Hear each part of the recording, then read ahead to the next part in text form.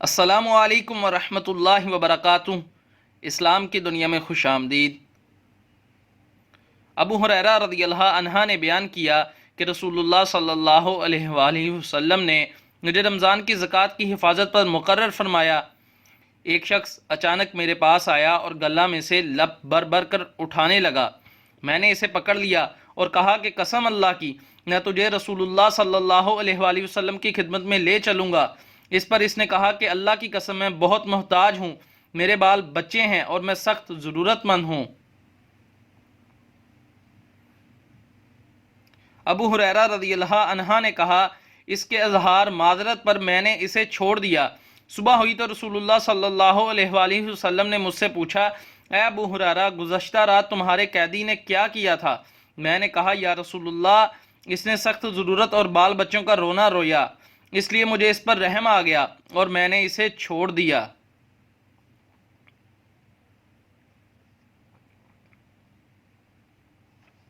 آپ صلی اللہ علیہ وآلہ وسلم نے فرمایا کہ وہ تم سے جھوٹ بول کر گیا ہے اور وہ پھر آئے گا۔ رسول اللہ صلی اللہ علیہ وآلہ وسلم کے اس فرمانے کی وجہ سے مجھ کو یقین تھا کہ وہ پھر ضرور آئے گا، اس لیے میں اس کی طاق میں لگا رہا، اور جب وہ دوسری رات آ کے پھر گلہ اٹھانے لگا تو میں نے اسے پھر پکڑا اور کہا کہ تجھے رسول اللہ صلی اللہ علیہ وآلہ وسلم کی خدمت میں حاضر کروں گا، لیکن اب بھی اس کی وہی التجا تھی کہ مجھے چھوڑ دیں، میں محتاج ہوں، بال بچوں کا بوجھ میرے سر پر ہے، اب میں کبھی نہ آؤں گا۔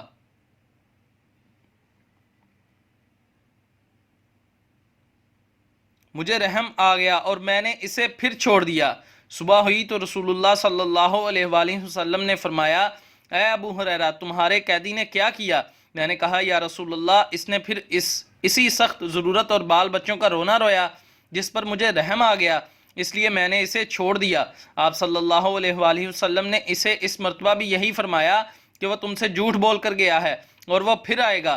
تیسری مرتبہ میں پھر اس کے انتظار میں تھا کہ اس نے پھر تیسری رات آ کر گلہ اٹھانا شروع کیا، تو میں نے اسے پکڑ لیا اور کہا کہ تجھے رسول اللہ صلی اللہ علیہ وآلہ وسلم کی خدمت میں پہنچانا اب ضروری ہو گیا ہے۔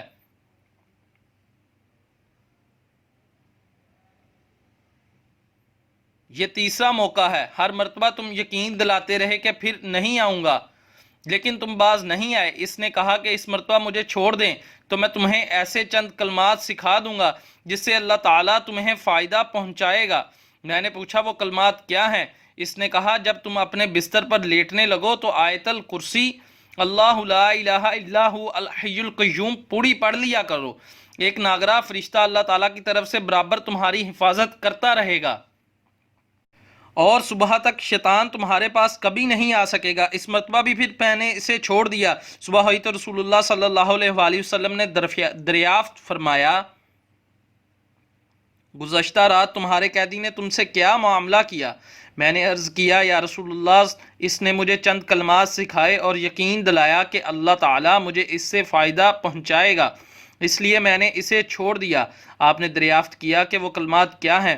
میں نے عرض کیا کہ اس نے بتایا تھا کہ جب بستر پر لیٹو تو آیت الکرسی پڑھ لو، شروع اللہ لا الہ الا هو القیوم سے آخر تک۔ اس نے مجھ سے یہ بھی کہا کہ اللہ تعالیٰ کی طرف سے تم پر اس کے پڑھنے سے ایک ناگراہ فرشتہ مقرر رہے گا اور صبح تک شیطان تمہارے قریب نہیں آ سکے گا۔ صحابہ خیر کو سب سے آگے بڑھ کر لینے والے تھے۔ نبی کریم صلی اللہ علیہ وآلہ وسلم نے ان کی یہ بات سن کر فرمایا کہ اگرچہ وہ جھوٹا تھا لیکن تم سے یہ بات سچ کہہ گیا ہے۔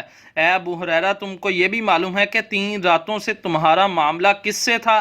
انہوں نے کہا، نہیں۔ نبی کریم صلی اللہ علیہ وآلہ وسلم نے فرمایا کہ وہ شیطان تھا۔ مزید معلومات کے لیے اسلام کی دنیا چینل سبسکرائب کریں اور بیل آئیکن پر کلک کریں۔ سوالات، جوابات اور اصلاح کے لیے ہمیں واٹس ایپ کریں یا میل کریں۔